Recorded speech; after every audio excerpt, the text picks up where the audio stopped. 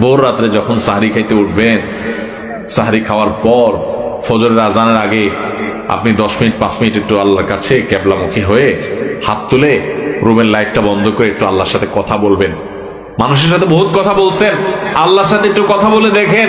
আল্লাহর সাথে কথা বলার স্বাদ আছে ভাই, অনেকে জীবনে একবারও এই স্বাদ পান নাই। একটু কথা বলে দেখেন। ভোর রাতে সাহরি খেতে উঠলে 10টা মিনিট একটু হাত তুলে কথা বলেন। কিভাবে কথা বলবেন? কথা বলবেন এইভাবে, ও আল্লাহ, কত গুনাহ আমি করেছি, কত পাপাচার আমি করেছি, মরতে আমার হবে, তোমার কাছে যাওয়া আমার লাগবে আল্লাহ। শয়তানের প্ররোচনা করেছি, এই রমজান মাস তুমি কত মানুষকে মাফ করে দাও। নবী করিম সাল্লাল্লাহু আলাইহি ওয়াসাল্লাম বলেছেন, ওয়ালিল্লাহি উতাকাউ মিনান নার ওয়া যালিকা ফি কুল্লি লাইলা।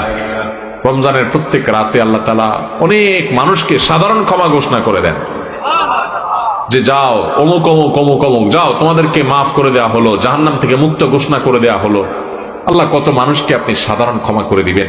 আল্লাহ আপনার সাধারণ ক্ষমা পাওয়ার জন্য কোনো যোগ্যতার দরকার হয় না, আপনি চাইলে যাকে তাকে মাফ করে দিতে পারেন। দুনিয়ার প্রেসিডেন্ট প্রধানমন্ত্রী চাইলে একটা দেশের যাকে তাকে যা খুশি তা দিয়ে দিতে পারে। তাদের যদি ক্ষমতা, তারা তো মানুষ। আল্লাহ আপনি তো মহান সৃষ্টিকর্তা, আপনি তো চাইলে আমার সব অপরাধগুলো মাফ করে আমাকে ফেরেশতা বানায় ফেলতে পারেন, পারেন না আল্লাহ? তো আল্লাহ আপনি